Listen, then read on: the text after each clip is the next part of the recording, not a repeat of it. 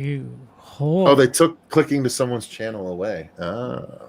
Oh, no wonder why somebody has such Son of a bitch. free reign. You have more wrenches in the chat than non-wrenches. Dude, I'll just keep altering. I don't give a shit. All are welcome. You know what? You're just gonna have to keep creating new accounts, keep subscribing, like just go ahead out. You could, yeah, yeah. Yeah, that's what you get with the bonus. You get Zaddy Miko pictures. All right, so Dave, Hey, folks, it's really me now. Mm-hmm. Okay. what are the first 3 digits of Cecil's phone number? Yeah. Dave. Give me that, Dave. Message me on Facebook and prove it right now that you're actually you. Or better yet, text me because I have your number, Dave. And CP doesn't, Dave. So fucking weird. The extent that is gone Why to. though? That's so crazy. Dude, like go bother. Wait, and the fact that he says it's really me now. So it's like, oh, so It wasn't the him Dave before. McRae earlier wasn't you, but it is now. I'm ready to play. I'm ready Freddy. to play Freddy. Oh, wow, okay. Christ Great. on the cross, you're pathetic. Well, you already fucked up because you obviously don't know that we're not calling him Freddy behind the scenes. So Oh no. sorry. Nice try though. He can go now too. Thank you. Bye, Dave. Watch, that was actually him. It's all right. Like I said, I'm talking to him on Twitter. If I know. it really is him. If it's him, he could message me on Facebook right now, going, "Yeah, it's me." Weird characteristics. Why the fuck would someone do that though? Oh my god. Because they're pathetic. What's up, Jason? Pathetic. Yeah, I mean, Pathetic enough to dump $1,200 to get name dropped for status. I mean, I don't think so. No. Again, if that's actually the case, I'm going to have to stop the stream for just a second and say,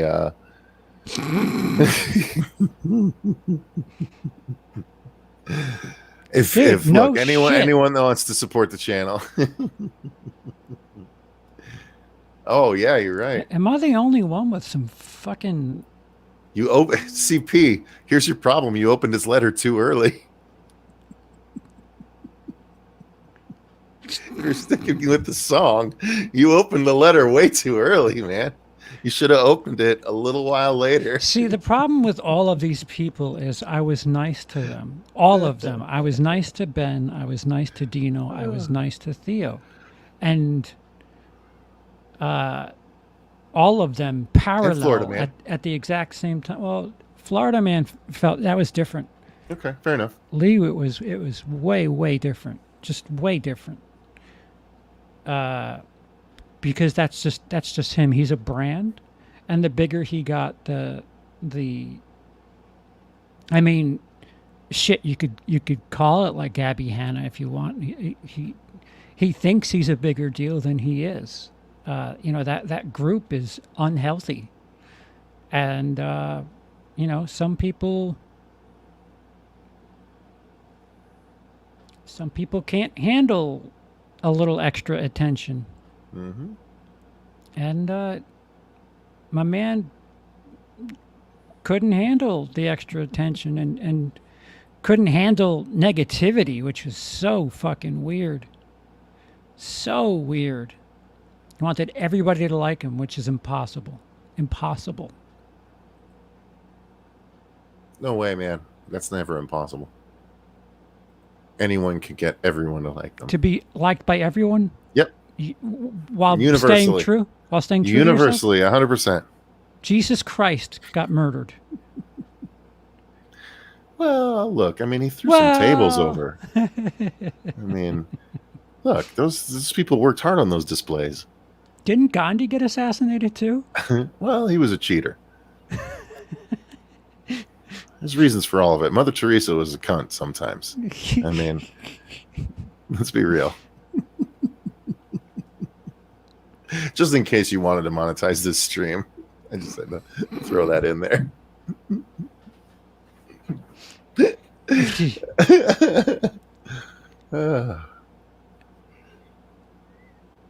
What's up, Jason?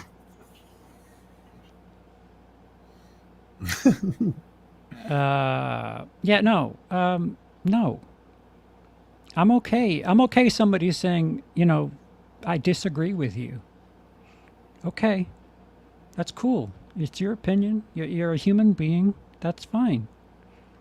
I'd rather have a discussion, and try to meet somewhere in the middle. If not, we don't meet in the middle. If whatever. There's way too much sides, especially in this country. It's my team, your team in this country, and that shit's dumb. It's really dumb. The echo chamber shit's got to stop. Mm-hmm. I agree. So, if the problem with both sides is nobody wants to hear that they're wrong, or something bad is they're doing something bad, or something bad's going to happen, and it's just out of control. Hang on, the real Dave is back. I just got 3 DMs informing me someone was pretending to be me. What have I missed, gentlemen? Same avatar as previous. Wait, are you sure it's the real him? No, I'm saying it's the same avatar as the previous guy. It's not the same avatar as Facebook. So I still haven't received a message from Dave on Facebook saying it's me. So this is still not the guy. Just trying to be a little more creative with it, saying he got 3 DMs from It's someone. pretty pathetic. I mean, that's going a long way. Like, what is he hoping we're going to discuss here with Dave? Yeah. Dave, your director is right here. Yeah. Dave, what do you want to talk about? The guy who's directing him in a film, who I'm assuming is paying him. What do you want to talk about, Dave? Oh shit! It's him. Is it really him? I just got the message. It's him. Is it really him? Yeah, it's him.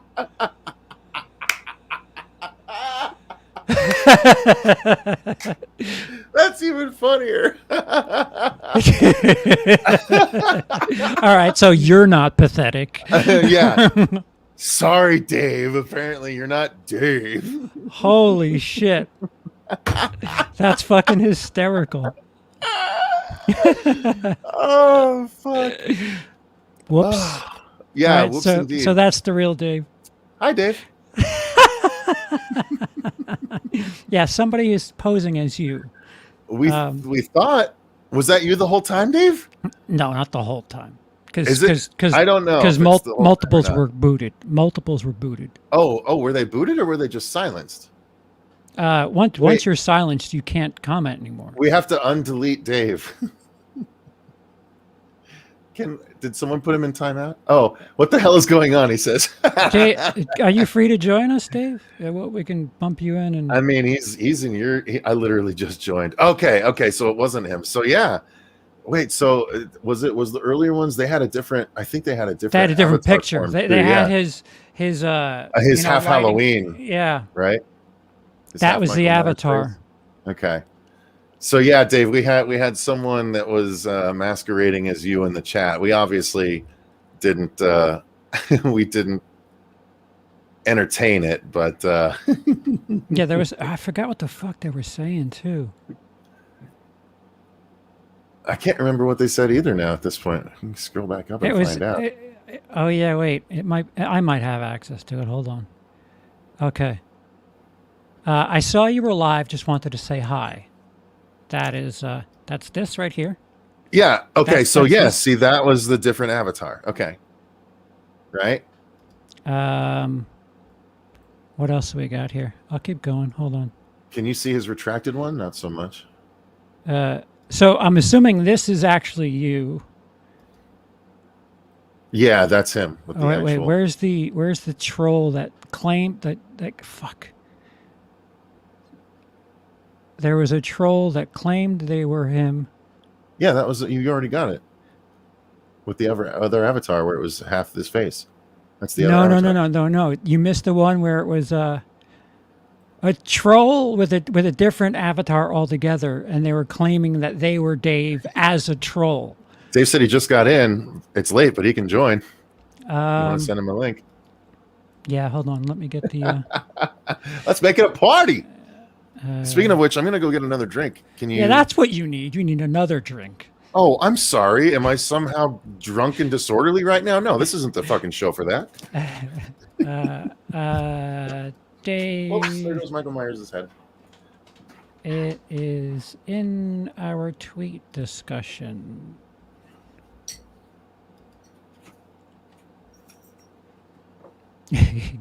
Get Dave in here. We could talk Halloween Kills. Yeah, I'm not allowed to do that. I am not allowed to do that. They can talk about it.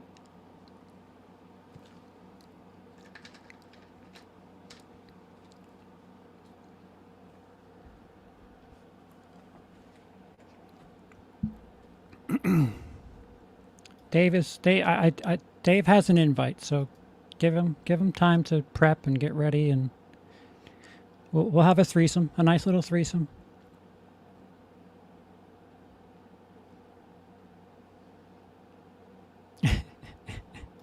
It's all right. We'll explain everything, Dice. It's understandable.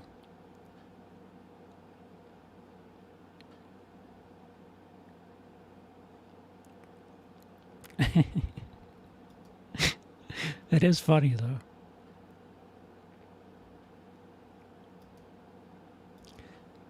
I'm wondering who the hell DM'd him is the question. What if it's two fake Daves? Well, no, Cecil said he got a personal message where Cecil and Dave have access to one another.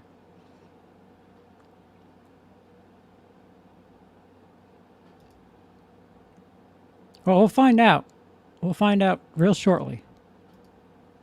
Because the only person that's getting in has access to Dave's Twitter. So, yeah.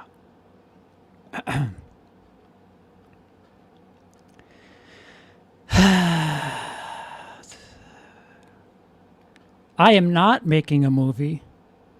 So I will not have anything to plug, anything to talk about. Unlike both Dave and Cecil. No.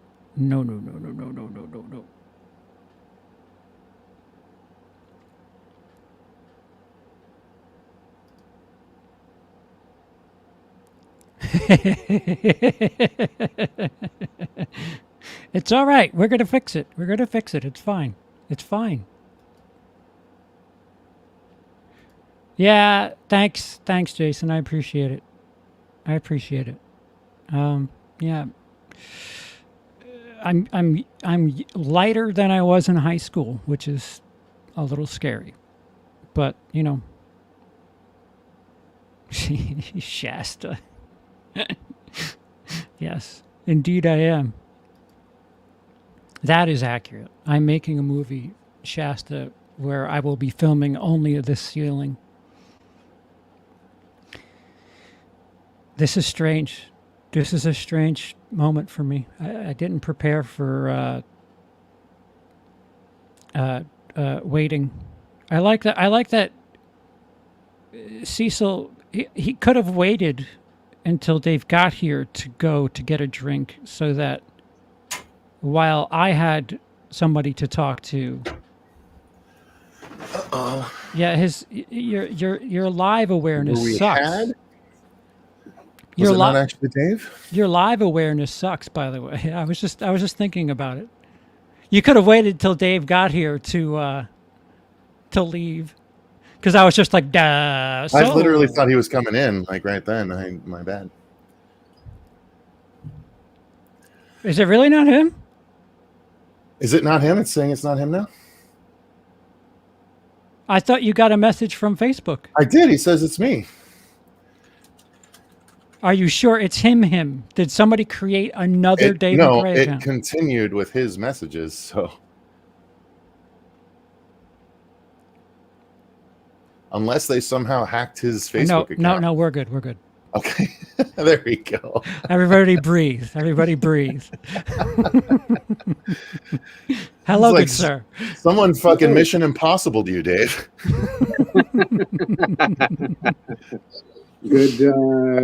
Good late evening, early morning, gentlemen. Yes. Happy Sunday to you. That is right. Happy Sunday to you as well. I'm going to try to figure out how to my phone position here. Well, that's not going to. It's all right. You're good. You're good. You're good. It's really you. We can tell. We know you're a pro, Dave. It's okay. Yeah. So what's going on? What is? I just got in like 10 minutes ago, and I got 3 DMs, and normally I don't bother to check them. I mean, not that I don't bother to check, folks. It's not that I don't. Boy, is it late. I just mean if I feel a, you know what I mean? I'm like, okay, well, whatever. But if I feel, and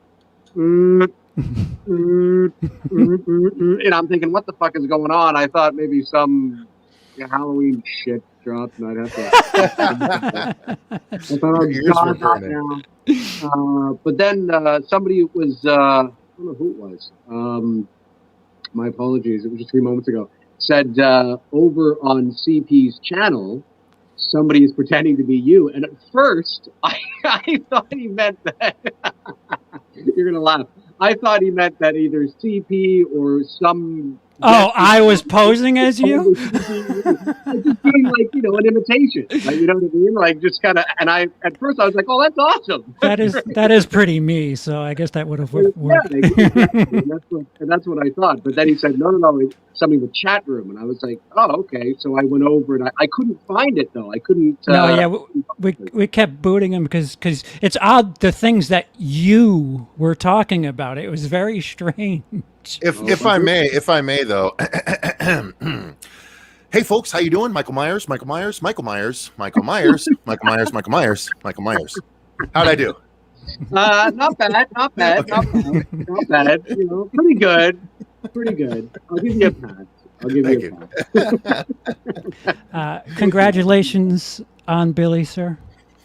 Thank you very much, CP. I appreciate that. Thank you. Yeah, it was a lot of hard work. It certainly wasn't just me. It was our entire team, but it was, we're very proud of the work that we did and what we were able to dish out for Black Christmas fans. And we're excited to, hopefully, we'll see where we are in the next few months. We're trying to let the film, breathe a bit, but we'd love to be able to bookend it because it's quite the humdinger of a, quite an ending. Yeah. Yeah, exactly. Yeah. So we definitely would like to wrap it up. I luckily watched it with headphones on, and I was like, "Wow, this audio is top notch." There's no fucking around with the sound design was perfect, sir. That's great. I appreciate. That's so great to hear. It was the sound design was all done from my home studio here, mixed and mastered, obviously. Professionally, it's what I've been doing for years. So it's, and as we all are, we're our own worst critic. So there's a few things that I hear that the average person wouldn't. And I kind of go, I should have just that just a little bit, just a little. You know what I mean? You know what I mean?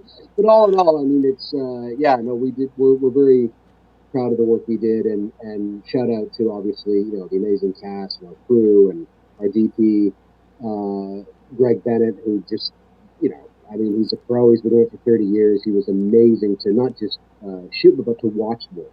You know what I mean? It was so great. So, yeah. See, people send me fan films, and like the art of me reacting to them is like the shit that they are. And I was watching yours, and 5 minutes in, I'm like, this is, guys, I have nothing to make fun of. This is a movie. I'm sorry. Right. There's nothing to do here. It's great to hear you say that, because that was the intention, right? I mean, we wanted to utilize, having spent over 20 years in the entertainment industry here in Canada, we wanted to utilize certain connections and resources that, thanks to Vince, of course, and soon Cecil, we're passing the baton off to Cecil, and then I'm kind of cheating because I'm a part of it as well.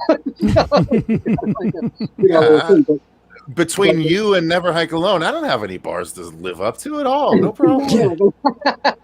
but it was inspiring, what Vince did, and obviously Vince working in the film industry as well, and it's not lost on us that we have certain access to resources and connections that the average person may not. I mean, obviously that's a big part of it, but we wanted to showcase something that was truly cinematic.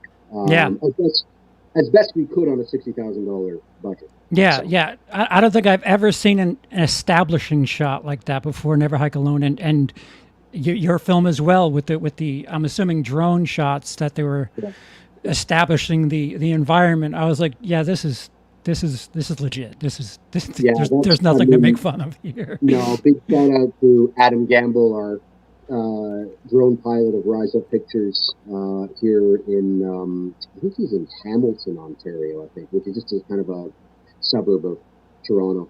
And it was amazing. He came up, he drove the 4.5 hours to our location. He was there for the day and then drove back. So, wow. Yeah, just a hell of a dude, and the fact that we got snow was just completely by accident. It was serendipitous, to say the least. So. Somebody told me that you have done numerous films. Is that accurate? I would not say that that's accurate. I would say that some little things on his channel. Yeah, like kind of little fan films that I've picked up a camera and dressed up as Michael Myers and shot myself, and atmospheric lighting and all that. He said it. Sorry. Atmosphere, mood, and atmosphere. I was going for Michael Myers, but yeah, you just hit the bingo card for me. I just got bingo. Yeah. I got Dave McRae bingo. Exactly. But I went to film school back in the late 90s, early 2000s, and that's what I wanted to do. But then I fell into voiceover. Little flex there. Me? I feel? Yeah. He has an education. What's a film school? No, I dropped out. Okay? I dropped out too. Yeah. So let's be very clear. I didn't say I graduated. Okay, yeah, you and Kevin Smith. Okay, so now you're as good as Kevin Smith. Okay, Dave. Jesus. If I'm not mistaken, last time you compared yourself to George Lucas, now you're comparing yourself to Kevin Smith. I mean, Jesus Christ. The internet is so fucking ridiculous. I was having, I forget what it was, but and it was obviously a troll or whatever, but I was talking about there's a couple of shots in It's Me Billy that we really like, obviously, but one that I absolutely adore is when Sam is about to start her she starts to get serious. So the three ladies are having a conversation at the dining room table, and it's a 3-shot. So we're medium close up on them all, bouncing between the three. And then when Sam starts to kind of get a little more serious, we cut to a shot from across the table, and we track in right across the table. And that's on a jib. That's not a digital zoom. That actually is attached to a jib on track, moving across the table. Shout out to Naz, our jib operator, and Jacqueline Debaco, who was our first assistant camera. Most people don't know that's the camera moving, not a zoom. And it is, and there's a very. It's not like that couldn't have been achieved digitally, but there's a very different feel when you're actually moving as opposed to doing it in post. But I remember that it was a very, even when we were doing our location scout, we were talking about that shot, and it's very Kubrick-esque. I'm not comparing myself to Kubrick, but I was talking about that, like just the style and the pensive sort of nature, the slow move in across the table and the environment and whatnot. And, I mentioned this and somebody was like, well, fuck, you're not Kubrick, Dave, okay? I'm like, I didn't say that. I'm talking about the style that we wanted to achieve. I'm not comparing myself to Stanley Kubrick. Are you kidding me? But yeah, no, I wouldn't say I've made a ton of films because I fell into voiceover, but having the training and having always kept the creative juices flowing in terms of my little Halloween shorts, and I worked on set as a PA and as an AD before. I know how to make a movie, I guess. And, at the end of the day, and what it should be done. And again, it's a team effort. It's certainly not just me. But yeah, no, I wouldn't say that I've made films. I would say that this is probably my first foray, my first venture into a serious film that one could consider like a real movie, so to speak. I must ask, as a twice over failed filmmaker, how did you light the Christmas lights up the steps scene? How? Well, yeah, is it just there's additional lighting there, isn't there? Yeah. So okay. There's a light at the when we're at the back of the hallway. There's light, obviously, that's coming from behind Sam, which is sort of this bluish moonlight, whitish pale moonlight. And then as she's walking into the hallway, we have the lights going up the stairs, and we switched out most of the bulbs for a red bulb. So these are actually the old incandescent bulbs, the ones that you would have on your house and in your tree back in the 60s, the 70s, the 80s. Yeah. Now, of course, it's all LED, right? But LED bulbs will flicker on camera, at least when you're shooting on the area. And so we wanted to avoid that, and we also wanted to have something that was very old school in terms of its aesthetic, its look. There's something really rich and just so beautiful about the old incandescent bulbs that you don't really see anymore. So they had to be specialty ordered, and of course they come in multicolored, and we had to switch out not all of them, but we I think every second or third one we made red, so there was more of a red, ominous, evil. It definitely had a pink to it, yeah. Yeah, and so there's that is lighting the hallway, and then the stairs, and then at the top of the stairs, she goes up the stairs, and then there's a little bit of a landing, and then she turns and goes up to the door. At the landing there's a window. We had some light coming in from the window, but as far as I know, I think that was it. Oh, so it's mostly the Christmas lights doing the work, really? Mostly the Christmas lights doing the work. That's impressive. In that scene, yeah. Okay, all right. See, so I would have failed. Well, and you don't want to ask too many questions, CP, because you're going to start to chew in on your full interview with the guy. That's true. Right, that's true. We got to save some for that. Yeah, that's right. That's right. So, in other words, put the attention back on me, motherfucker. That's right. Put the attention back on Dylan's New Nightmare. Yeah. And how that is coming up, and that's going to be I'm so looking forward to that. It's. I think what's so cool about this is what was so great about working on it with Billy is they were all professionals working in the field, and it was such a great experience. We shot on location for 7 days, and then having to fly to Phoenix to shoot Dylan's New Nightmare with another. I mean, I haven't met everybody, but those that I know and that I've met, it's just it sounds like it's going to be another great experience. You don't, if it is, if it turns out to be another great experience, that, to nail that, because as you guys know, I mean, having a great experience on a film set is can be tricky sometimes. You don't always. Well, and it's one thing, and does it translate to an actual good film is the other thing. That's true. That's true. Well, I guess this question is for both of you. How have you handled, having to stop production because of COVID? Like, you guys were pre-pro, right? Weren't you? Yeah, we were scheduled to film in May of 2020. We had scheduled everything out. We had gotten locations. We had gotten everything, and then everything shut down in April. Oh, that's right. I had a flight out. That's right. I was going to help you. You're right. Yeah. You were coming out. Miko had flights. Dave had flights. We had everyone arranged. We had all the locations set up, and then COVID happened, and we literally had to stop. So at the very least, it was annoying and frustrating. However, in retrospect, I'm actually okay. Take this with a grain of salt, guys. I'm grateful for it happening. 600,000 people died. Film purposes. For the film purposes. Thank you. I got the butt, Dave. Yeah. So 8 times a week. It's ridiculous. Yeah. Obviously, thoughts and prayers to everyone. Thoughts and prayers to everyone. But yeah, it ultimately is going to result in a much, much stronger film.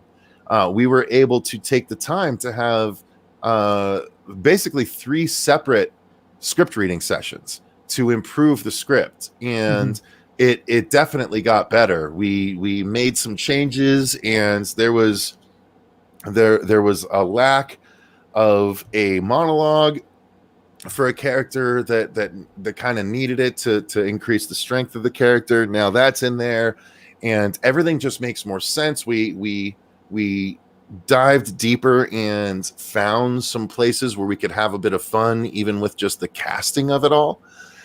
So the extra time actually ultimately is going to make for a much, much better movie. So I'm grateful for that aspect of it. I am frustrated that it's taken so long to get everything back on track. And quite frankly, it's making me a little nervous because, again, as I told Dave, before I just had Never Hike Alone to live up to. Now, like I was anticipating being the first, what I told Dave felt like a studio produced movie, right? Because Never Hike Alone does feel studio produced, but there's still a lot of handheld stuff because it's Jason, right? I was anticipating Dylan's New Nightmare being a much more studio feeling fan film than even Never Hike Alone would have been. Unfortunately, Dave has now taken the wind out of those sails, where he made the much more studio looking, not handheld movie. So now it just looks better, keeping it a straight shot, keeping stuff on on wheels on a if tripod. It makes sense for it. Again, the freneticism of Jason, I think, matches the handheldness that Vince uses for those times. But yeah, that's not been the case for Freddy. That's not been the case for obviously Black Christmas. And so it's a weird thing, but it's something that I have to try and make sure the tone matches, right? Yeah, it's so important that because people ask me all the time, they'll ask certain advice or certain things or whatever, and I say that it's you can have the best camera in the world. I mean, we shot on the Arri Alexa, which you can't get any more Hollywood than that.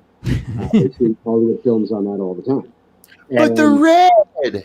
Well, the red too, right? Whether it's the Arri Alexa. That's what everyone says. Yeah. No, apparently the Arri is just much more friendly, is what I hear for filmmakers. It's much more, especially for post-production, for sure. For post, absolutely. For its workflow. But whether you're shooting on the Red Epic or the Arri Alexa or whatever, I mean, you're in good hands if you know how to do it. But that's the thing, right? I mean, you can have the best piano in the world, but if you don't know how to play it, it's going to sound like shit. Yeah. And we prepared so much. I mean, we spent literally about 2 months on our shot list. I mean, we went in knowing exactly what we wanted, how the camera was going to move, whether it was going to be on sticks or on track, or whether it was going to be on a jib, or whatever it was. We knew what we wanted. We didn't arrive and then think, now how are we going to shoot the movie? I mean, we did it.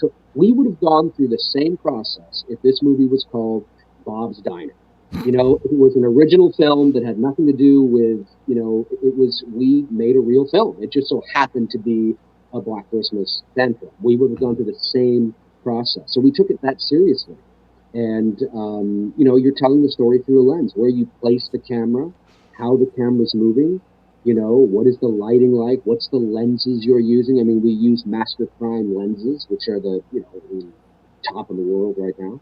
I mean, the zoom lens we used, the zoom lens itself weighed 35 pounds, you know, the zoom lens itself. And I'm not saying this in a braggadocious way. I always say it to give people, not you guys, because you guys know this, but in terms of people that may not know, that aren't familiar, to give them context into, you know, how much goes into making a real film. You know, it's not something that just the replacement value of our camera package was like, you know, $250,000. Just the replacement value of the camera package. I actually have a story about that. Just real briefly, Dave, remember where you're at, but when we had to rent prime lenses for our trailer for Dylan's New Nightmare, they originally approved the request, and then I got a call saying, we need you guys to pay an extra insurance amount. Like, I got the online insurance just in case there was any damage or anything like that. And they were like, we need you to pay an extra, I think it was an extra like fucking $4,000 to insure the lenses. I was like, no, but we did the thing on there. And they're like, well, but that's not really good enough because you don't have a track record of renting with us. And we don't really know if you're just going to walk away with the lenses. I was like, no, you guys approved something. We agreed to it. And they were like, okay, well, we'll do it this time. And then everything was fine. And I got the lenses back. Everything was perfect. It's all good. But like, they were like, no, we're going to have to charge you. And like, it was going to be like $2,300 for the rental. Right. And then they were like, we need to charge you like $4,000 for insurance purposes. It would have been something if it was a deposit, maybe, and they gave it I think back that's to what you. they were trying to say. Oh, okay. But it was a deposit that the website did not say was necessary based on how many times we've worked with you or anything like that. Like, none of that was in there. And so I was like, you guys approved it. This is bullshit. Like, you can't just say you're going to charge because you haven't worked with me before. Like, I've given you no reason to doubt and all this shit. And so, like, we got into it, and they had to have like a manager call me back and approve it and all this stuff. So it's a trip dealing with that stuff. Anyway, sorry, Dave, to interrupt. It's just an applicable story. No, it is. And you know, again, I mean, my buddy Bruce, who's been my best friend of nearly 30 years, and we made home movies together back in the 90s. He's the national manager of education and training at William F. White International here in Toronto. And White's is Canada's largest distributor for theatrical television and film gear in terms of lighting and with the camera.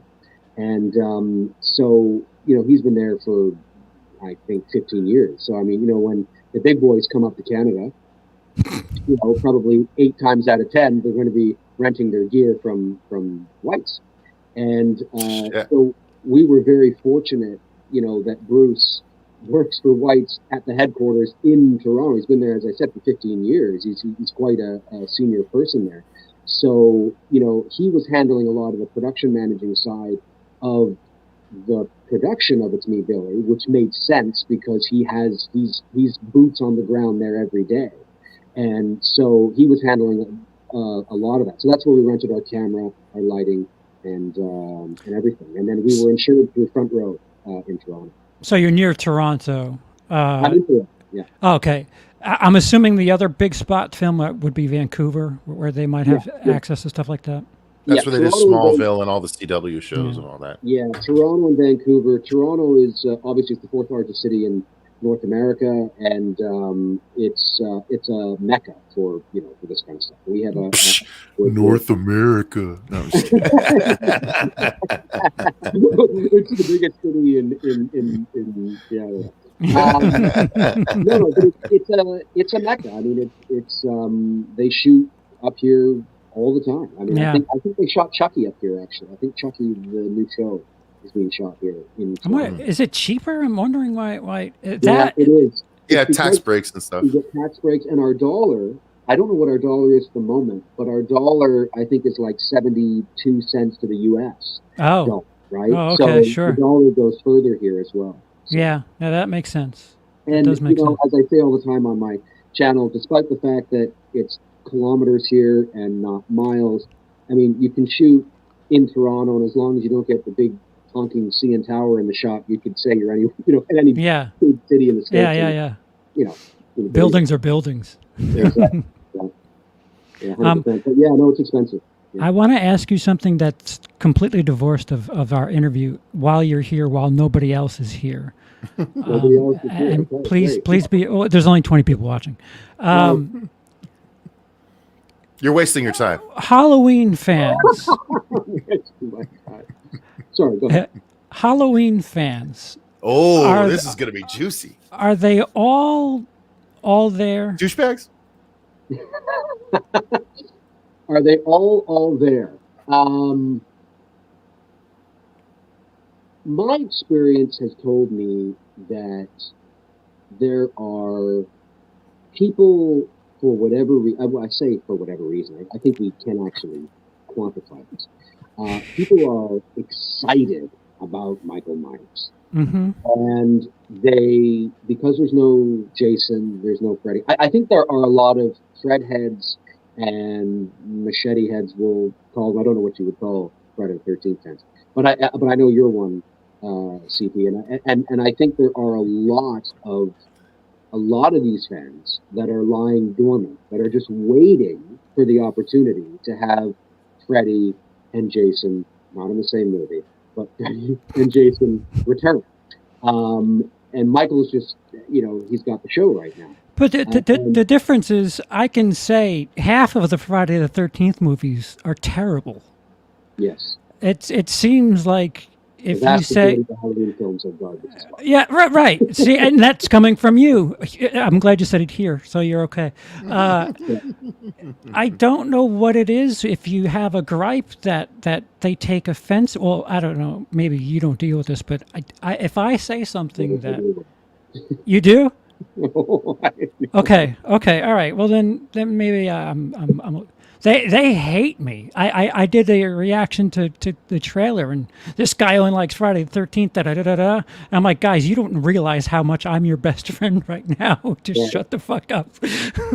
And I think it. You know what? I think that it comes down to just a larger issue with sort of a confirmation bias. I think is sort of what people seek out. I think echo chamber.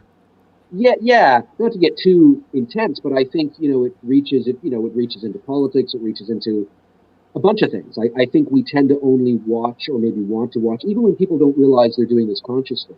Mm-hmm. I think and it makes sense. There are psychological reasons for it. We like the sense of community. We like the sense of belonging. We like the sense of feeling that people like what we like. I mean, that's how we develop friendships and connections, and that's how you have a friend when you're 6 years old. You bond over the same shit. And mm-hmm. I think we in this community, which is largely virtual, and we're not actually in each other's homes and all that kind of stuff. Mm-hmm. So there's a disconnect there as well. There's a disconnect. But I think people look for people to, bond over certain things. And when you don't like something, or when you are, I've been very theatrical with on my channel many times where I'm calling stuff dog shit and crap and all this kind of stuff. And I think people do take offense. You can come across as arrogant, condescending, pretentious. I know certainly people have labeled me that. I'm the furthest thing from that in reality, but I'm not on camera performing. I mean, people forget that I'm an actor as well, right? I do it for the sake of entertainment. I mean it, but I mean, I can, I do it, I'm being satirical to make a point. Yeah, you're talking to somebody named Charles, by the way. CP is an exaggeration of Charles, so okay, all right. I exactly know what you're talking about. Yeah, exactly. He's like Robin Quivers. He's a character. So I think there are well-intentioned, but I think it's like the conventions here, right? I think you have your well-intentioned, normal people, and I think you have your overzealous, really excited fans. And when I look at I'm 42. So when I look at my demographic of who watches me, it's largely people between 24 and 34. And so I think a lot of the times and maybe us as well, are getting younger crowds that are coming up in a different age and that are overzealous and excited and want to just talk about. And then, when you say something that, we would have said 20 years ago that, it's just how we talk. Mm-hmm. It's like, whoa, it's kind of, that's, they're not used to that, or they're not used to the bluntness of it, or, whatever the case is. And I'm purely speculating, but dealt with it as well. And yeah, there are a lot of people that would appear, I mean, yeah, you do get your few that are maybe, a few bricks shy of low. But I think it's largely just really overzealous, excited, passionate fans that love feeding off of other people's excitement. And when it's not fair, it brings them down. It's so strange because Halloween is the one franchise that's active. Like, you're getting 2 more movies. Like, you guys should feel spoiled. Why?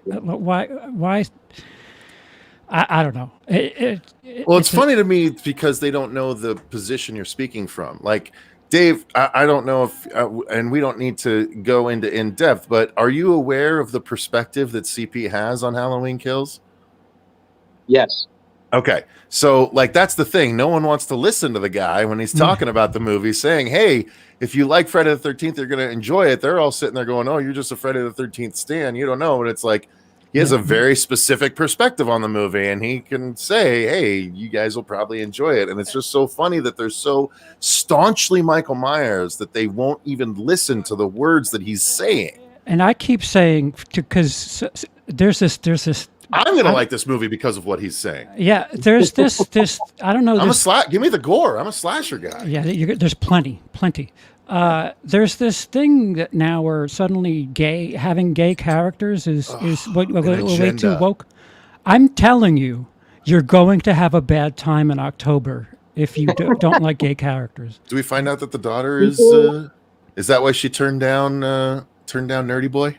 One of the biggest issues with the whole, I think I'm onto something, is, and I consider myself, I'm right of center on a lot of things. I'm left of center on a lot of things. I take sort of the Yoda approach that, balance is really the truth lies. You better fucking say you love Trump, or I swear to God. I love him. He's great. Love him. Fantastic. Wonderful. Such you too. It's okay. You love me. I know you do. Trump. Can you imagine? Always a punchline. Always a punchline. It is. All you have to do to end it. Trump. It's over. I just can't wait till someone just walks into a room and goes Trump, and everyone in the room goes ha. When I'm in the Freddy makeup, you got to get me going. It's all right. Everything's good. It's fine. Oh my God, dude! There's a lot of stuff I got to do while you're in the Freddy makeup, and I do mean a lot of stuff, Dave. A lot of stuff. A lot of stuff. Shh. Shh. It's only good. It's only good. What was the question again? How were we talking about? Sorry, I derailed you. Oh, no, I'm talking about the whole woke thing. It's look, I mean, it's about that. I think a lot of people, I say this all the time on my channel, and I sort of rose, like I've had my YouTube channel since 2006, but I never really did anything with it until 2017, other than the odd little Halloween thing. I never did anything with it until about 2017, because I needed to just vent about this new movie that they were going to make in the Halloween series. And then, of course, the rest is history, and here I am. Mm-hmm. But I think people are, what I've noticed about my time on YouTube, and this isn't anything personal to anybody, it's just an observation, that there's a difference between an opinion and an informed opinion. And I think a lot of people tend to come at it, they glom on to buzzwords like woke and SJW and toxic and this and all this kind of stuff. And it's not that those things aren't real.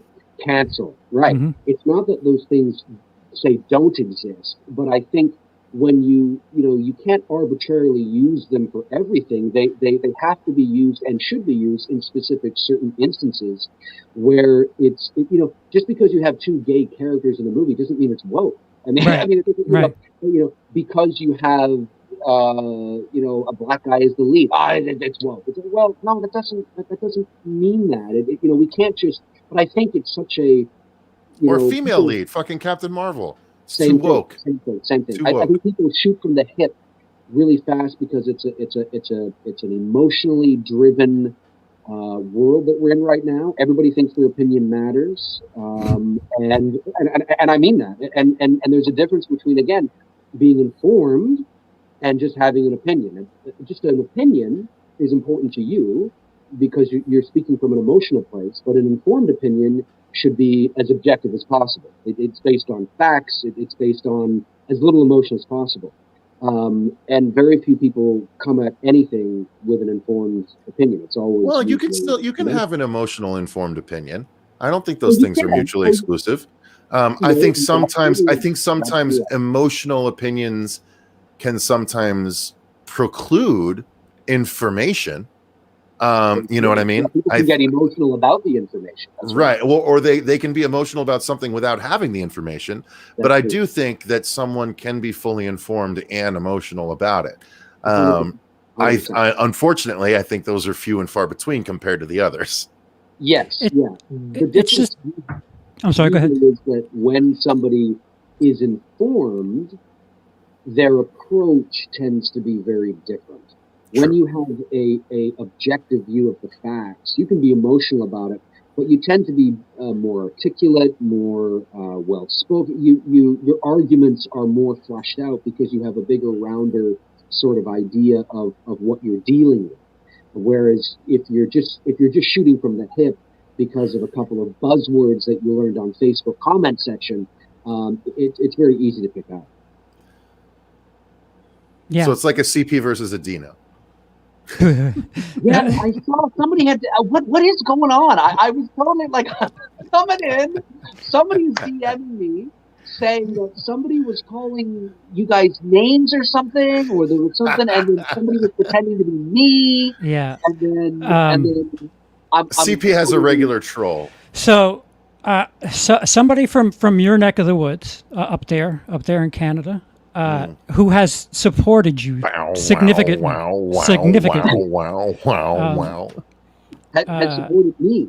Yeah. Associate producer significant. Associate producer of Billy. Okay. Has supposedly he's going for the clout of that.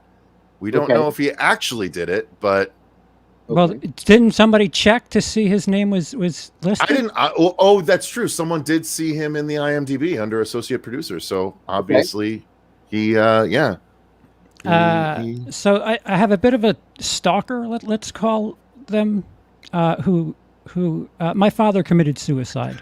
My wife left me a year later. Thank you. And this person has brought that up numerous times. In troll comments as just an asshole. And shortly before they were coming as you, I think the words were, may my father's ashes burn in hell or something along those lines. And this might be the same person. He's admitted to it before. I have video proof of him admitting to it before, and I asked him why he did it, and he said because he was bored. And I cannot get away from that person. And now, on the other end of things, let me just say that anyone that's willing to be an associate producer at that level for a film project, I'm not going to denigrate or cast aspersions towards or any kind of judgment. Look, there's always room for co-producers here on Dylan's New Nightmare. You know, we don't hate on people. I'm just saying, like, if you got that kind of cheddar to throw around, let's talk. You know what I mean? I just sent you an e-transfer. We had 7 associate producers and 2 executive producers. Snap. Is one of them named Theo? Yes. Yeah, it's him. Yeah. That's the one.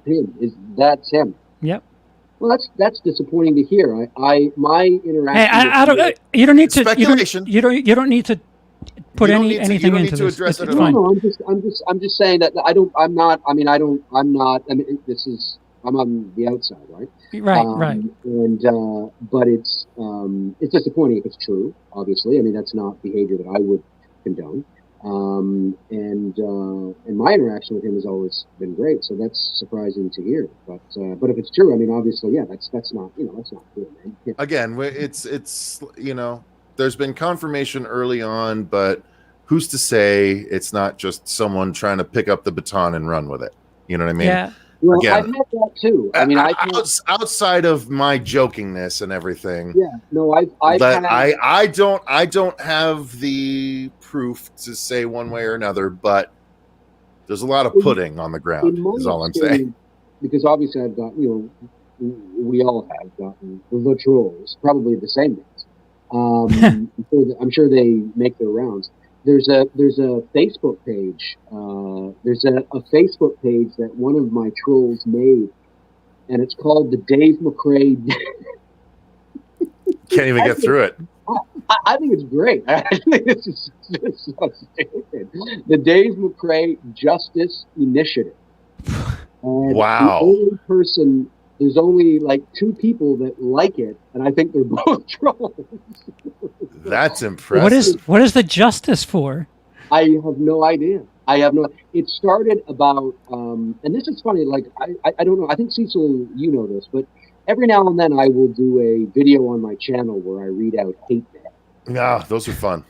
And, I've been asked many times. If I might, Dave, before you continue, Dave, these are videos that are very worthwhile checking out, because Dave is like the funniest guy to read these things, because he'll be like, he'll like read a comment that's essentially like, Dave, you should have burned in the Holocaust. Like that's how Dave reacts to shit. Like, it's so funny. Like, first of all, I would never laugh. Okay. That's 2 now, Cecil. That's 2. Bad example. I don't want to be canceled here. I'm just saying.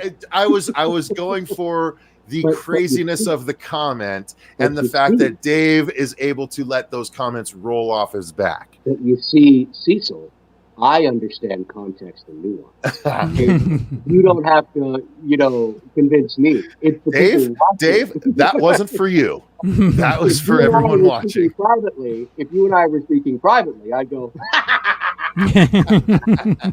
Well, I've got the video evidence to prove it. Yeah, that's all. That's all Dylan's new Nightmare bonus feature stuff. It's going to be a whole thing. The cancelable cut. Yeah, the cancel cut. That's what we put online first. What were we saying? What was I saying? I'm so sorry, I derailed you. Trolls. Oh, right. So I think I have about 5 or 6 hate mail videos on my channel, and the first one I did was a couple years ago. But I've had people reach out to me, usually after every time I do one, and say, "Come on. These aren't real. Like I think these people are just do." And I said, and I'm like, they're real. I said, you should see. I average, not so much anymore, but in the first couple of years of doing my channel, I averaged about 30 private messages a day on my Many Things Dave McRae Facebook. Now, some of them are just like, "Hey man, love your channel, great job." And then every now and then you'd get one that was, what the hell is this? So I have an assistant. I'm not saying that. I can hear Cecil going, "Oh my God. Would you take your dick off the table?" Fuck. I'm not saying that because I have an assistant. See, it's what the funny thing about this is I do to you what CP does to me. When I talk about name dropping, I just fucking do the same thing. It's you got to punch upwards. I have an assistant with the name. I have an assistant that helps me and has for a number of years with my voiceover, the scheduler. She's sort of the in between myself and my agents, right? So, because that's my full-time job as a professional voice actor. So anyway, I asked her a number of years ago. He works, Cecil. Get over it. What the fuck?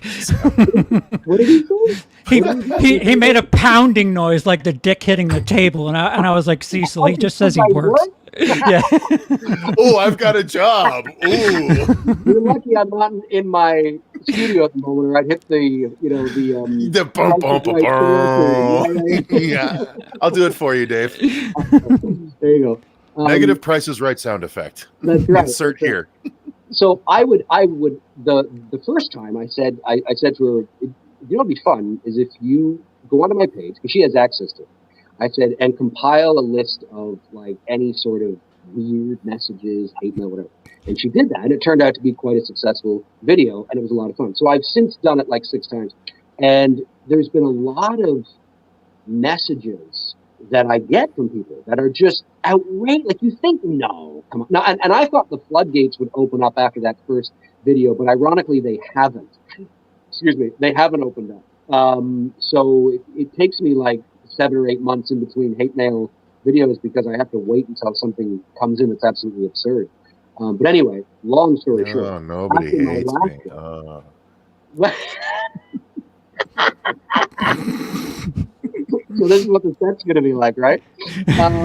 So God, if only I had a day without a hate comment. Jeez. So what the fuck was I saying? You didn't. Sorry, fuck. I'm so sorry. No, it's okay. It's okay. The hate mail. So after the last one, I got this message from this guy who said, "I'm not," and it was a message on my Facebook page. Like I have my private Facebook page, and then I have the one for the channel. Oh, I know. And I have like 900 friend requests on my private thing, and I'm like, guys, untouched. Guys, move over.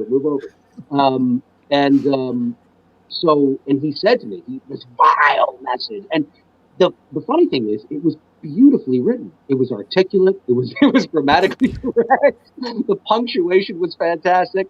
He was insulting me like it was nobody's business, and it read so beautifully. And fucking Shakespeare of insults, I'm sure. Oh, it was great. And but he proclaimed not to be the individual that wrote this nasty message that appeared in my video, but that message inspired him to sort of come out. And he created this Facebook Dave McRae Justice Initiative page, and there's I think he's got a weird picture of me on there, and there's a couple of posts or whatever. There's somebody talking to him. I think there are two people that run the page, I think, and I don't think there's been any two. Yeah, Jesus. Yeah, but I think I don't know if he did that because he thought it would bother me or whatever, you know. But that's a little creepy, at least, just a little. It is. The larger point that I was trying to make to your point about whether somebody is somebody or not, or is it somebody that runs it, I can usually tell, as I'm sure we all can, when it's the same individual, because they can create different accounts, they can create different avatars, they can create. They can disappear for a week or two. But the one thing that they don't really pay attention to is their syntax. Yep. Mm-hmm. And you can usually tell when it's the same individual, because if the troll uses all capitals, then they're continuing to use all capitals. Yep. If they have a period with no space in between. That's right. In between sentences. If they separate the word asshole. Right, exactly. So to all you trolls out there, if you want work on your syntax. Work on your syntax. If you want to disappear and be a different person, you have to learn to write as a different person. Don't capitalize the same words. Don't bold the same words. Don't put the same words in quotes. Don't put, if you put LOL a lot, try a haha. Why are you teaching them, Dave? Yeah.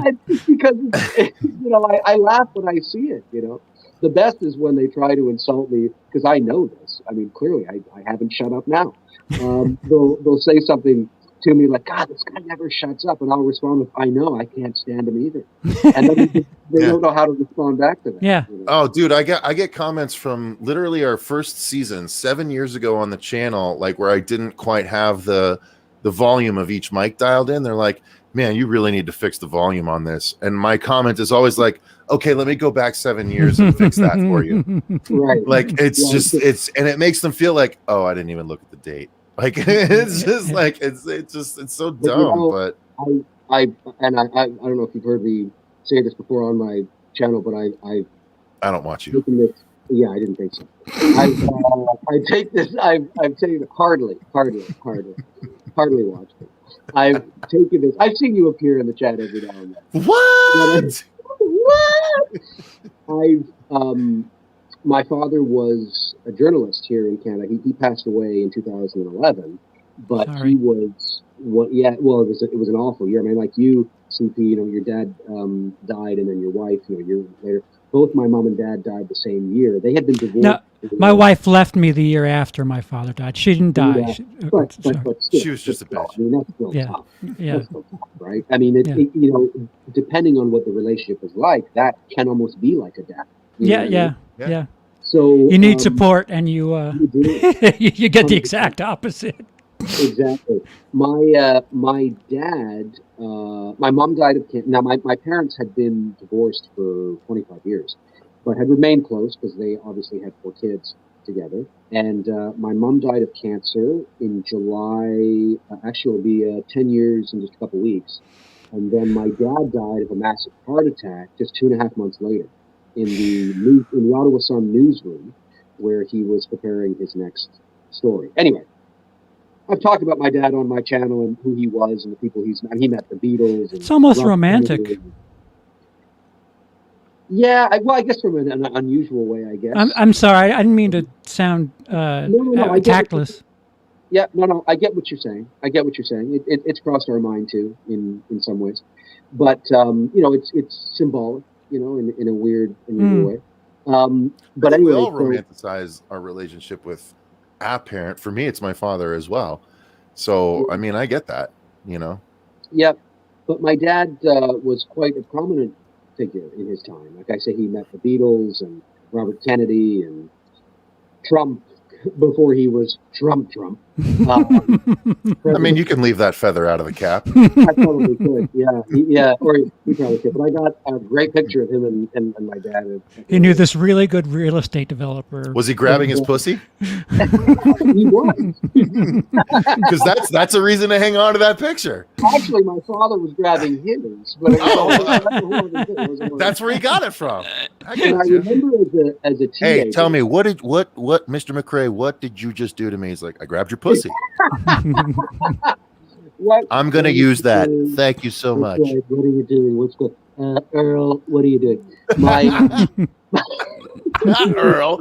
Thank you, Earl. I just wanted to know. So you're telling me that's called grabbing the pussy. Okay, thank you, Earl. Thank you so much. That's right.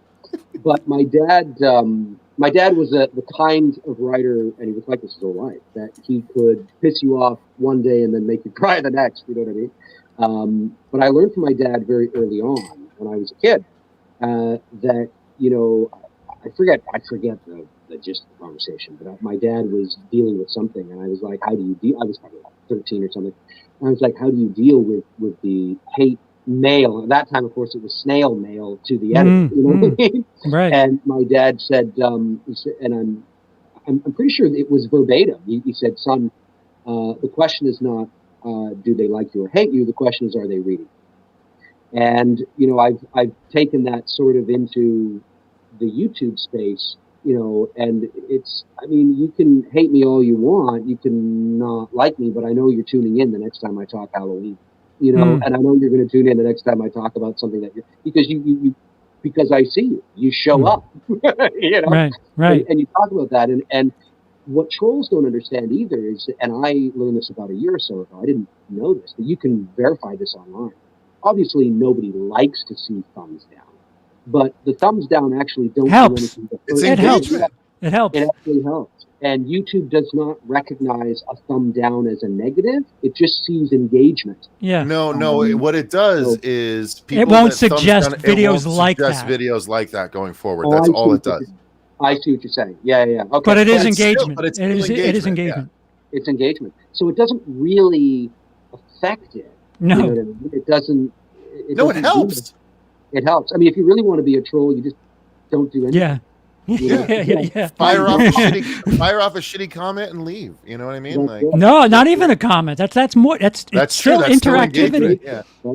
But I mean, if it's a good enough comment. That's good. But there's a lot of. But yeah, it's been an interesting ride because I mean, for most of my career, I mean, I've enjoyed the anonymity of being a voice actor. That's one thing I've had my voice out there for years, but because I'm behind the mic, behind the camera, so to speak, my the anonymity of doing what I do, I enjoy that. I remember when I went to the 40th anniversary Halloween convention, which of course is where I met Cecil, which was amazing. And he came up to me because he saw me there. Okay, calm down. We don't need to do the whole he came up to me bullshit. Like I was the important one. Like, okay, all right. Like, look, truth or not, like we don't need to frame it that way. Be like, I met Cecil. I mean, all right, whatever. I grabbed him by the pussy, and I said, "Are you Cecil Laird of the horror show?" And before I let go, he said yes, and then I let go. But I grabbed his underwear with it and snapped it back. He did. It was a whole thing. What he doesn't know is he came away with a little man lotion. Oh.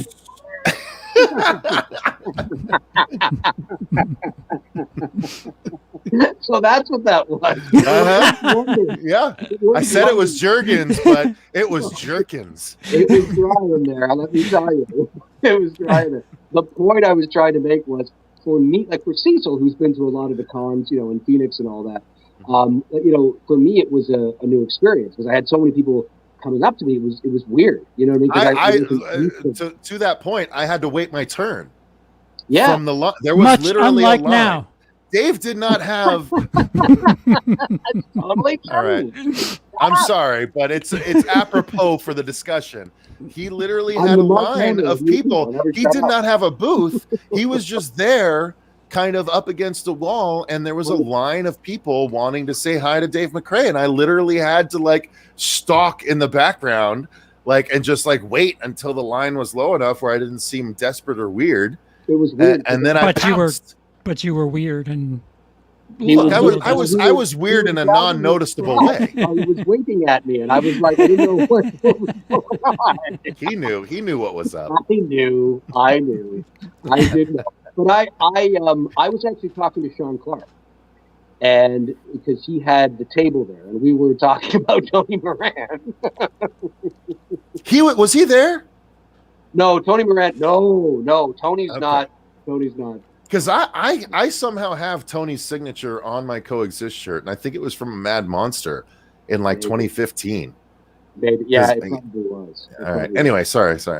No, but it was an interesting experience, and that's the last convention I've been to. I mean, it's not like I travel around doing conventions, so but it was a very weird, surreal experience. And so the YouTube game is just it's just fascinating. People have often said, no, that doesn't happen. I'm like, look, start a YouTube channel, gain a bit of a following, and yes, it fucking happens. Mm-hmm. Yes, it happens. Yes, people say that. Yes, people create Facebook pages. It happens. It happens. To go to that length is something. You've achieved a level of hate I never have. Yeah, Dave. Congratulations. A Facebook page. Jeez. Do you remember when we were in LA, Cecil and we did the cast in my face? Sure. And then I forget who it was. You're talking about when we got together with Vince DeSanti and Nora Hewitt, the winner of one of the seasons of Face Off, to do the live casting, right?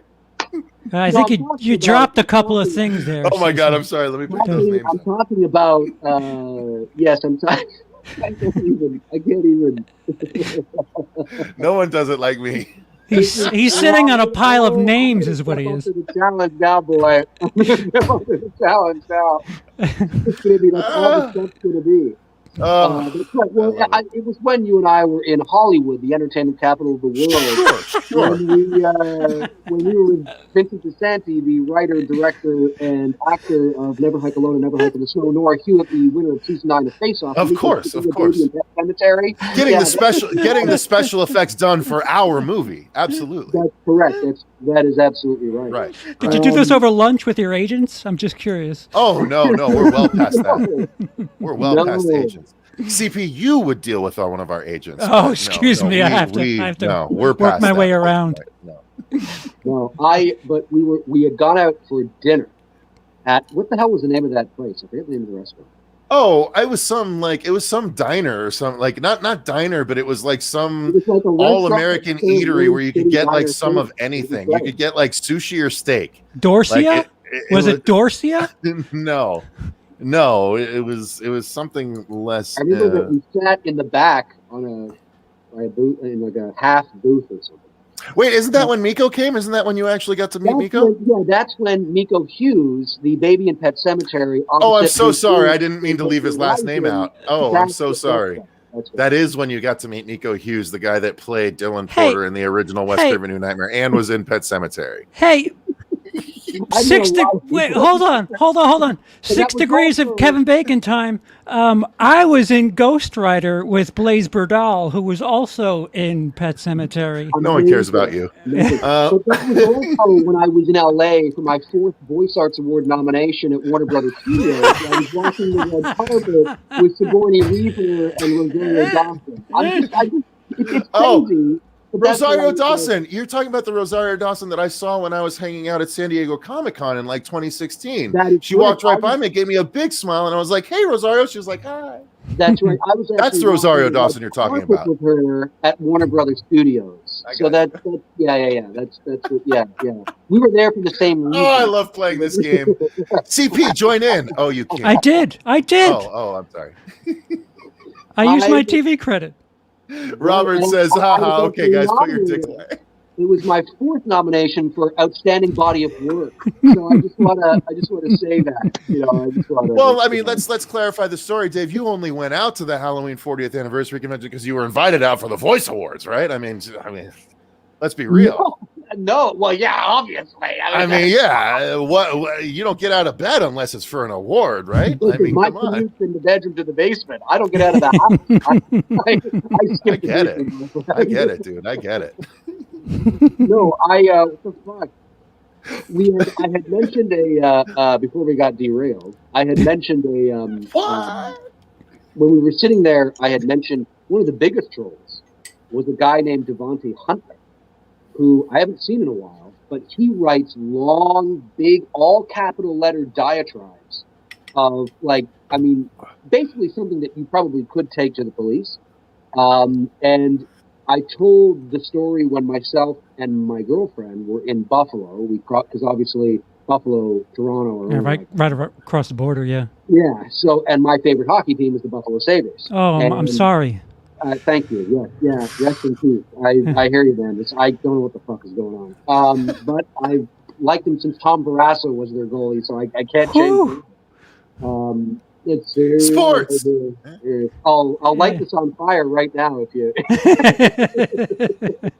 but just when they get eliminated, I go over to the Leafs, but then they don't fare much better. So, yeah, that's a rough time. It's a rough time, let me tell you.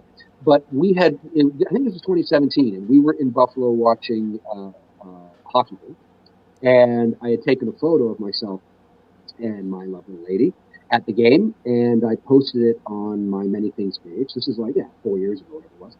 And he had sent me a message. I had told this when we were there at the restaurant, because I think we were exchanging, I don't know how it came up. Maybe Nico was talking about some weird encounter he had with a fan or something. And I had told this story about how this guy sent me a message and was livid that I didn't get in touch with him when I was in Buffalo. He was I remember the story. He was angry. He was like, why were you not there? What's going on? Now, he's since, said that that's not true and that he didn't mean why. It's just, I would have loved to have met you. And I'm like, I'm there going to a hockey game. I'm not there. What am I going to do? Hang on a sec, sweetheart. We have to go over to this guy's house who writes me long diatribes of absolute nonsense. He seems so nice.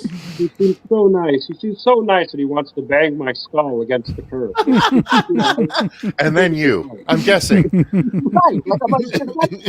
I'm stopping off to meet you. Get the fuck out of here. I'm there seeing a game, but it's crazy. It's crazy the people that will reach out. But most of these real, overzealous trolls seem to have, a 3 brick shy alone or something. Well, here comes my cat. Hey, Beta, what's going on? But Dave, it's true. It's true. That's not what you hear. But Dave. Yeah, I don't mind it when they mess with me. It's just when they talk about family members and shit, where I'm just like, focus on yeah, I've had that too. I'm glad your mother died of cancer. I'm glad. Yeah. It's like, it's low picking fruit. Dude, the amount of fucking like just low blow comments that they fucking levy CP's way is just unbelievable. And it's like it still makes me mad on CP's behalf, where I like, yeah, sure, I wish I had the power to teleport somewhere, anywhere I want, just so I could beat someone's ass and teleport away real quick. Sure, that'd be fun. You know what I mean? Like, it feels like some of these guys really deserve the Jay and Silent Bob Strike Back treatment. You know what I mean? At the end of the movie, where they're just going to all the addresses and be like, "Did you fucking say this?" Yeah. And then beating their ass. Like dude, the internet has emboldened too many people that deserve. If you don't to be, like me, that's going fine. back to the bullying discussion that we very started with. I think too many people deserve that kind of ass beating that just never got it. Yeah, the internet has made it far too easy for people to remain anonymous without getting a punch in the face. Yeah, I mean, that really is. Yeah, exactly. That's what I was trying to say. That was the great equalizer when we were growing up, where if you said something that you weren't prepared to back up, you got your fucking teeth kicked in. And like now there's just none of that. And so everyone's all these fucking, look, let's be honest, all these fucking wimps and people that, and look, I'm one of them. I was not in the best shape. You know what I mean? Like, all these guys are emboldened to say whatever they want without any consequences. Right. And this is the society. Like, it's so weird that we thought, you remember all those 70s and 80s movies that made fun of all the jocks and their fucking society and everything? And yet now people are fucking dying from mass shootings and shit because of these people can't control their shit. Oh, now a real pussy. As there's a cute cat on the screen as I talk about mass shootings. I'm just saying, like so much has changed. Like we've gotten away from caring about the jocks and the nerds, and now it's like I got to worry about my kids going to school and just wanting to fucking survive. Dave doesn't. You know what I mean? It's just. No, it's, I don't have any children. Well, plus you're in Canada too. Yeah, I mean, you guys are perfect up there. No. Oh no! Wait, they had that incel. Wait, that's right. All right, never mind. I take it back. No, we got the same. I mean, listen, you don't got the same. You got people with blades. No, the guy that drove over a bunch of people. That happened. Well, that too. 2 years cars. ago. That was nuts. That was downtown. Not downtown. That was uptown. Uptown Toronto, maybe. Yeah, it wasn't quite down murders. No. Thank you for picking up on that, Dave. I appreciate that. We had the same things here. It's just that, of course, our population is 40 million. I mean, we're essentially the size of the state of California, whereas you guys have nearly 400 million. You know, you're just going to have quadruple the everything. Quadruple the assholes and idiots? Yeah. 100%. I mean, I remember like 15 years ago, there was that bus beheading in Manitoba up here. There was some guy that got his head like chopped off while on a bus, like on a Greyhound bus. Crazy shit. Wait, by a bus or while on a bus? While on a bus. Oh, he was sitting there. Jesus Christ. And somebody next to him pulled out this massive Rambo knife and just started going to town, and people were screaming on the bus. They pulled, the bus over. People were rushing off the bus. The police showed up and barricaded themselves on the bus. There was a standoff. And apparently, according to eyewitnesses, he sawed off his head.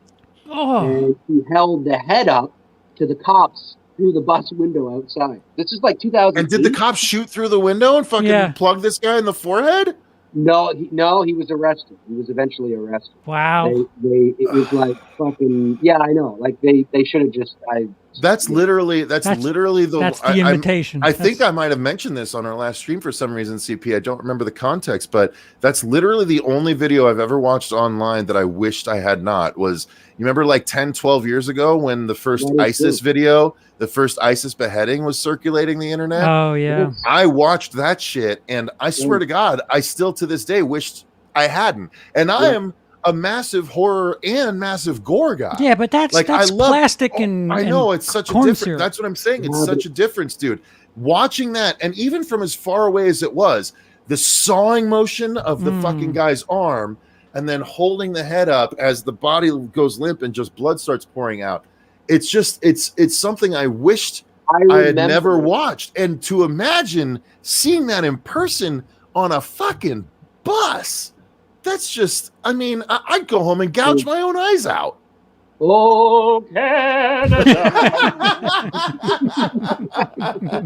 Hey, you want to go play some hockey, eh? Yeah, that guy just beheaded that dude on the bus, but yeah, let's go hit the hockey rink. I remember the video you're talking. I remember this was, I think, 2004 or something like that. Yeah. There's a website called Consumption Junction, I think, or something. It was some kind of website. Who knows? It was probably some fucking. Obviously. It was before YouTube, but I was at a party. And I remember, not a party, but just like a... Put it on a fucking big screen? Yeah. What? No. Come watch this. Pop some corn. Oh, God. No, I had walked into a bunch of guys who were like, come here, you gotta see this, right? And so we file into this room, and he's got this computer up. He said, you want to see this beheading, man? And we're like, yeah, this is beheading, dude. Oh, no. Metal! Yeah. Dude, that's what I was thinking too. I was like, I can handle this. I love horror. I see Jaws. I'm 25. I'm like, let's do this, dude. I watched Faces of Death. He brings it up, and of course, and it's there, and the whole thing. And, whoa. I'm going to need you to reel that back in a little bit there. Parents are going to cancel me right now. But you remember it. You got that and the whole thing going on. I'm trying not to, but yeah, go ahead, refresh. He's in the orange jumpsuit, and he's sitting there, or kneeling there. Fuck. And I remember watching this, and my first thought after it was done was, is this real? And do you know what scared me was like, Hollywood gets it pretty right. What's so frightening about it is that like, and the blade, I'll never forget the size of the blade the guy pulled out. Not quite machete, but just a little longer than a Rambo knife, like just comes out of it. Oh my God. And then these kinds of videos were online everywhere. Dude, what struck me though the most is the reality of the situation felt so unreal because it was one camera angle. Didn't cut to any close-ups like Hollywood. No. It's just back here with the line of dudes on their knees, and they just pick one out and just fucking hack, saw, and then body drops and head gets holed up, and that's it. And it's like, that is so much fucking scarier than what Hollywood does. And now I'm scarred for the rest of my life. Thank you, Internet. That was the journalist? I can't remember who it was. It might have been. I can't remember. I remember two angles. I remember a wide shot and then a close-up. Maybe someone just punched in for the close-up on the wide. It was the guy. I think it was a soldier. He was with. I think he was a U.S. soldier. I think, and he had like a beard. Yeah, I remember a beard too. I don't remember fatigues or anything though. No, it was an orange suit. Yeah, it was the orange. Yeah, like you said. But dude, it was just, and the screaming that stopped. The screaming that stopped at one point. He wasn't done sawing. He wasn't done sawing before the screaming stopped. That's what was messed up to me. The screaming stopped before the sawing did, which made so much gross sense to me that it's still, again, here I am how many years later, and it's still fucking with me. As much of a horror fan as I am, it is just not the same, dude. Shout out to demonetization. Here we are at the 4-hour mark, knocking it out of the park. Fuck your 4 hours, CP. I had my stream the other day completely taken down because I was watching a video that was creepy. But the creepy video is still up. On YouTube. Yeah, of course. I had my entire stream removed, or the entire video after the fact removed. They didn't give you a strike for it, did they? They did because of the no. They gave blocked it. What happened at first was the stream was interrupted because I happened to be I was watching dumb funny shit, and I happened to get to a dumb funny thing on the X Factor. Well, obviously, as the stream is going, YouTube is picking up on that. They stop the stream. To the audience, it looks like it stopped. I'm going like it's nobody's business. The stream doesn't look like it stopped to me. So I'm talking to nobody. After that, clip is done, it goes into a clip of an old Canadian, I remember this, by the way, an old Canadian game show from the 80s, a kids game show from the 80s called Just Like Mom. And it was essentially the mother, it had like 3 moms, 3 daughters. They would answer questions about each other and whether or not they knew each other really well. And then they would have like a bake-off, or they'd bake something for mom and all that, whatever, right? And the host was a guy named Fergie Oliver. And I remember the show as a kid. I don't remember thinking he was creepy, but watching it as an adult, fucking creepy. Oh my God, the way he's acting towards his little girl. Oh no. Just creepy as hell. So I'm watching this. This video is on YouTube. I'm watching it live, and my stream gets blocked and removed completely. So the video's not there anymore. But the video I was watching is up. And he's a person who's not honest with youngsters. Is that how? Is he he and Gary Glitter would get along? Yeah. I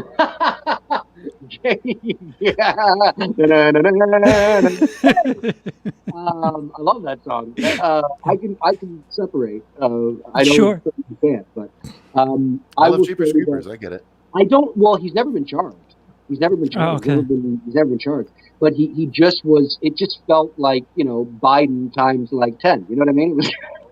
Well, see, I've always, this is probably where it started with the Halloween fans. I always said Donald Pleasance in 5 was kind of touchy.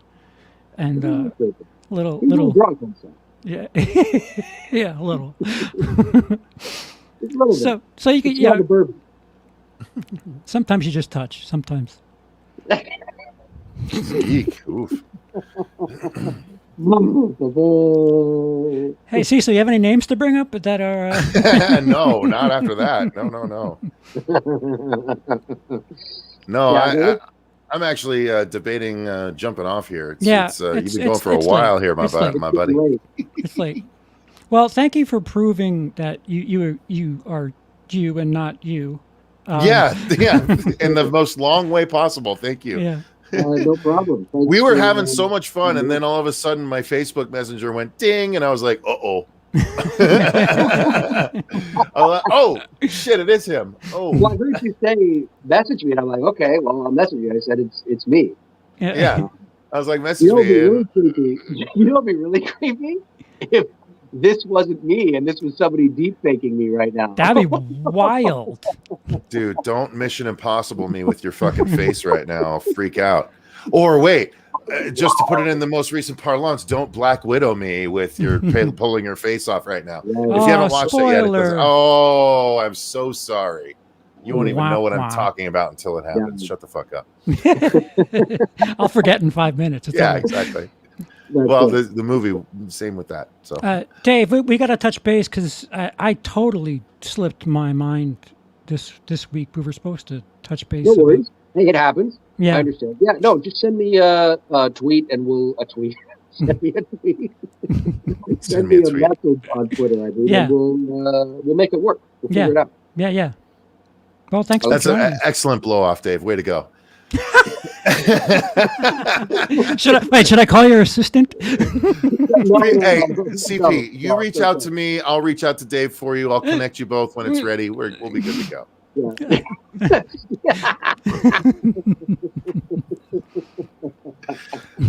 Thanks for coming on, though, Dave. We appreciate it. It was a good time. Do we know anything yet about the timing of our watch along? Yes. How did I know you were going there? Oh, great minds, right? Great minds. So for those that don't know, we are going to be doing a watch along of the original Wes Craven's New Nightmare with my Freddy, aka The Entity, for anyone that's trying to mimic Dave going forward. Now you gave him I know. Well, look, now if they say that, I'll know they're full of shit. But yes, we're going to be doing a watch along of the original Wes Craven's New Nightmare. So a little commentary there. Miko's got some fun stories that I believe he'll share with everyone. And it's going to be a good time. So it won't be this coming week, but it'll hopefully be the week after while the campaign is still going.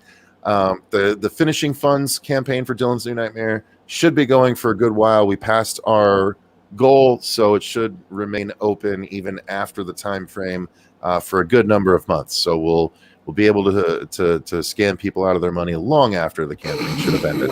Well, that's the idea. You want to scam. Well, you did it. I mean, you spent what, 30 on your movie? You pocketed 30? I mean, come on. 100%. I pocketed it all. I'm going to post the photos of myself and Bruce in Hawaii shortly. 100%. 100%. And frolicking on the beach together. I want to see the chintzy little set you built that you filmed the movie on. It was a miniature. That drone shot was all miniature, man. Yeah. Well, the voice acting was the most expensive part, so you had to get had to pay the fucking top dollar. Scary. That fucking guy got paid. I guarantee that guy got paid. Yeah, well, yeah, damn right. That was a small scale house that we all just sat in, and we made there was a lot of this discussion. There was a lot of Bruce. We just got to do the first one, then you'll make money on the second one. That's right. Oh my God, the messages are. I know we got to go, but I'm just saying the messages. I'm sure you've seen them. Not seen them. I got one of your errant messages claiming that you misused your funds. I misused my funds? Oh yeah.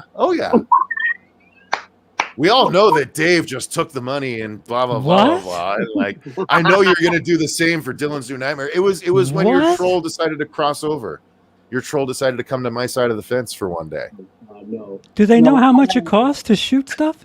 No. To rent stuff? No, because they're dumb, CP. They are. They're absolutely dumb. Absolutely dumb. No, I have. You can't see it. Well, let me say it in Canadian. They're stupid, eh? Well, what's going on, eh? No. See, it's the Southern Canadian. What's going on, eh? They're stupid, eh? They're stupid. It's about time. Yeah. I'm not even gonna try and play that game. I'll lose. Combination. It's a Canadian in Georgia. I can do the Southern fried. I can't do the Southern fried Canadian. Southern fried Canadian is just weird.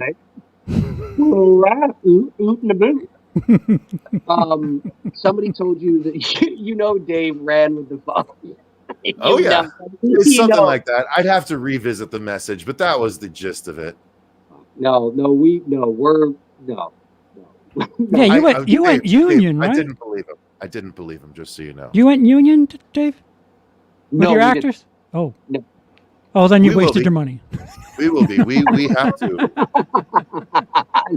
No, we hired all professionals though. But a customer. People just don't understand. SAG is ridiculous. Yeah. We have to go. We have to go through SAG. We don't have a choice. Yeah. Well, Vince had to too. They're absurd. The extra cost and the extra fucking. Dude, the extra spreadsheet alone that you have to fill out. Yeah. Like, I want to hire someone just to fucking handle that shit. Yeah. I don't even want to deal with it. Yeah, you don't have to worry about that with me. I've already cleared it with my agents, and it's not. No, I appreciate that. I got to do it for Miko, though, and perhaps someone else. Listen, just because I mentioned my TV credit before doesn't really mean much. That's right. It's going to be CP. CP is going to. I haven't renewed play. my I don't even know who I could have you play. That would be funny to mention. I'm going to bring Hypnosil. I'm going to somehow drag that into the movie. That's all I'm going to do. You're going to be a one night stand that Miko is ashamed of, and Freddie kills. Yeah, I don't mind. Fuck it. I could be a troll. Can Freddie talk like this?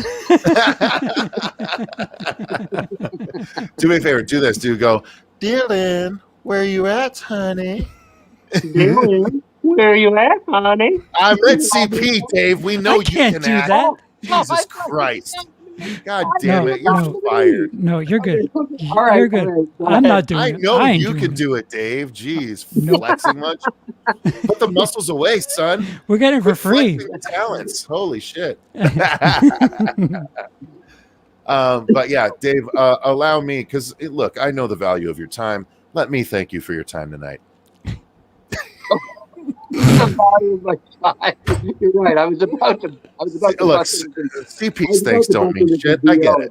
Yeah, no, I'm a peon. Yeah, he's a peon. Look, let's be honest. You came to this stream because it was me. So what, I mean, I know I'm fucking around. because I think it was the DMs that startled him.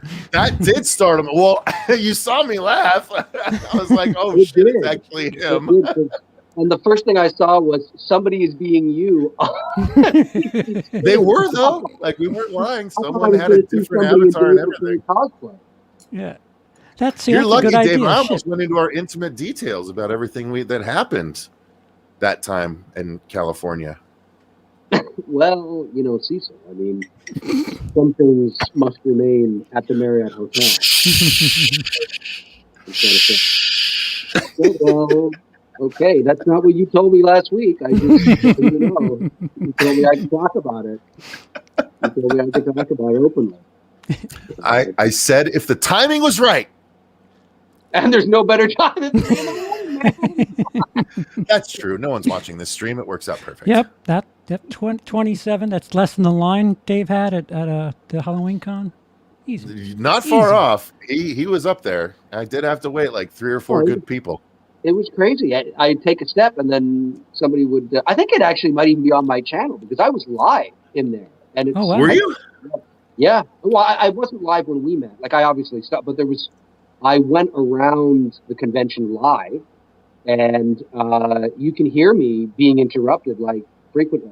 I'm pretty sure. I'm pretty sure, if I'm not mistaken, you were carrying around one of those red take a number things with you, right? Like just anyone that came up, you're like, here, take a number, and I'll. No, I was cosplaying. Careful. Careful now. Careful. No, I was walking around with no pants. That's why people. Well, I mean, I just looked for the flagpole on the floor. That's what I was looking for to find you. Is that a tail? You already no, pulled it out a couple tail. times tonight. Put the flagpole out. I pulled it out. Yeah, I pulled it out and gave it to you. Wow. Handed it to you. I would hope you wouldn't charge me for it. Shit. Well, the invoice is in the mail. It's going to be a small one. Oh! I know. Yeah, it makes tons of sense going right against everything that I've said so far up to this point about your dick. No, I'm glad to have jumped on. This was fun. I was like, yeah, what the hell? I was like, I just got in, so I was like, fuck it. I'll just fuck it. We'll do it live. Yeah, fuck it. We'll do it live. Exactly. Everyone knows that. That's right. Funny meme clip. Yeah. I wish I could have seen who it was, though. Somebody had my other avatar, you said? It was your black and white photo where half of your face is showing and it's just black. Oh, that's the one I have on IMDb, actually. Yeah. Yeah. Wait. These people do Hang work. on. Wait. So you're telling me that there's someone that we were talking about that's an associate producer listed on the IMDb page, and yet someone managed to get an avatar from your IMDb page? Well, yeah, but if pieces, they just don't fit together. Wait. I don't want to put. I don't want to get them to fit together. CP. I don't want to put Dave in that place. I don't know. I know. I'm just saying. Look. I'm just pointing something out. An observation. A simple observation. I could be the shithead here. That's Dave's film. Dave. Look, Dave's a shithead for so many other reasons. Well, not this one. listen. Big pile of shit. You know that? I'm just a big pile of dog shit. That's what I am. No, fuck it. No, I'm a big pile of shit. I am shit. You hear me? I am shit. All right. Stay tuned for Dylan's New Nightmare coming soon. Absolutely. That's going to be the new face of the Dave McRae Justice. Yeah. That's our Freddy, everyone. Say hi. All right. I'm looking forward to playing Freddy. I can't wait. I can't wait to get into the makeup. It is. You're going to have a ton of fun, dude, and you're going to be a ton of fun to watch. Yeah. But now, after this stream, I'm going to have a whole list of things I want you to perform as Freddy, you know. So be ready for that. Thank you. Mimic the outtake scene when Kane Hodder had the strap on attached to him? Do you remember that? Oh, I yeah. could do that. What I more likely will have you do is I'll have you do the Christian Bale breakdown in your Freddy costume. Oh. You know what I mean? That would Christian be Bale nice. breakdown from the Batman movie. That'd be pretty fun. Thank you, Boob Sweat leads to pearl necklaces for the $2. You guys are cracking my drunk ass up. They're not wrong. Why would somebody? There's a guy that logs into my channel. I haven't seen him in a while. It's just Kevin Bacon's boner, and his avatar is Kevin Bacon's sawed-off boner from Friday the 13th. Oh, Nothing wrong with that. He's got a square boner. Wait, you don't? You do? Suddenly, I'm the weird one on this stream. Oh, I mean, that's not what it looked like to me. Well, it's a square peg, round hole situation, buddy. Are you deep faking your boner? Is that what I'm deep something my boner. Oh, if you can deep fake a face, could you deep fake a body? Oh, probably, yeah. I don't imagine why not. I think they deep fake tits all the time. No, wait, they did. They did. Oh, they deep fake. Not that I know. Wait, I don't know this. Never mind. I don't know anything about that. There's certainly no porn sites where you can watch like Jessica Alba porn or anything like that. You know, certainly can't watch anything where someone that hasn't actually done porn has a porn video. That's or vice versa. Like they'll make it seem like somebody. Jessica Alba will watch you fuck. Yeah, absolutely. Vice versa. Or they make it seem like somebody who's actually wearing a shirt in that photo that you could recognize is topless. Wait, who does still images anymore, CP? Oh, well, you know what I meant. With the times. Jesus Christ. Use the video. Fucking hell. You know, he's going to the explicit video. They dial up the www. They break out the AOL machine and... it takes you like 3 times as long to spurt when you're using still images. What's wrong with you? And with that, I think it's time to end. Good night, everybody. Tip the waitress on the way out. But I do mean tipper. Deep faking. That's what you need to do, folks. Deep faking becomes a new. Last words? Somebody? Anybody, please? I'll leave it to you, Mr. Professional Voice Actor. Dave, your voice, please, for the final word. The final word, folks. Thanks for joining us tonight here on the program. We really appreciate it. It's 3:28 a.m. Eastern Standard Time. On behalf of myself, CP, and Cecil Laird, we thank you for joining us. Although I was late, whoever was the imposter, thank you for being my imposter, or I would not have appeared on the program. Have a great night. And as Jerry Springer likes to say, take care of yourself and each other.